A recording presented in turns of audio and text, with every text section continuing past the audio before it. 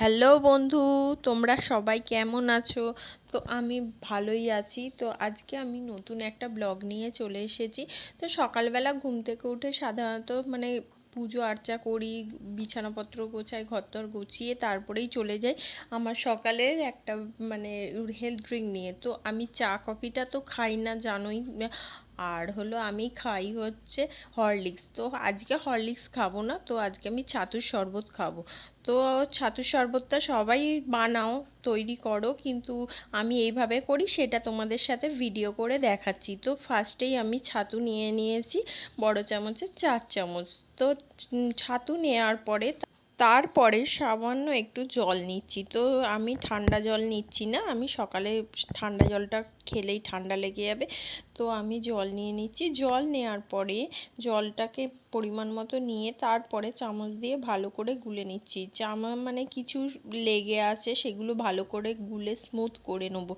এরপরে আমি গোলা হয়ে গেলে তারপরে সামান্য একটু সাদা নুন দেবো। তো সাদা নুন একটু দিচ্ছি। এবার সামান্য একটু লেবু দেব। তো লেবুর রস দিলাম, তারপরে সামান্য একটু বিট নুন দেবো। তো একদম অল্প, যেহেতু নুন দিয়েছি সাদা নুন, তাই জন্য শুধু স্বাদের মতো একটু নুন নিচ্ছি। তারপরে পেঁয়াজ কাঁচা লঙ্কা কুচি একটু দিয়ে দেবো, আর একটু দিচ্ছি সামান্য ভাজা মশলা। তো ভাজা মশলা আমার অল টাইমই করা থাকে। তো ভাজা মশলা করে তারপরে ভালো করে গুলে নিচ্ছি। এই রেসিপিটা সত্যিই খুব তাড়াতাড়ি চটজলদি হয়ে যায়, আর এটা খেতেও খুব টেস্টি। আর আমি সকালে ঘুম থেকে উঠে সাধারণত বেশিরভাগই ছাতুর শরবত খাই।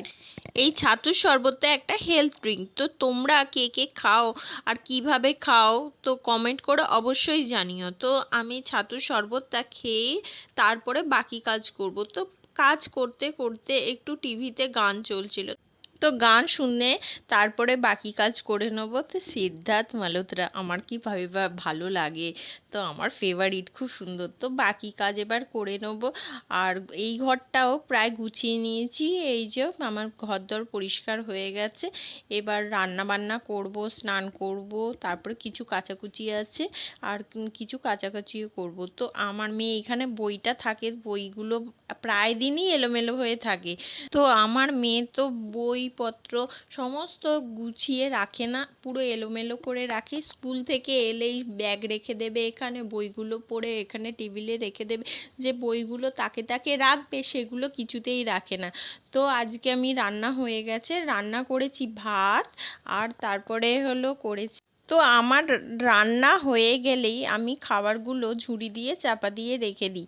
তো আমি প্রথমে ভাত তো করে নিয়েছি, তারপরে আমি করেছি ইলিশ মাছের কুমড়ো আর বেগুন দিয়ে টক। তো লেজার দিকের মাছ সাধারণত আমাদের কেউ খেতে চায় না, তাই ছোট ছোট পিস করে আমি টক করেছি, আর আলু বেগুন দিয়ে একটা ঝাল করেছি, আর করেছি ডাল। তো বন্ধু, ভিডিওটা কেমন লাগলো অবশ্যই কমেন্ট করে জানাবেন।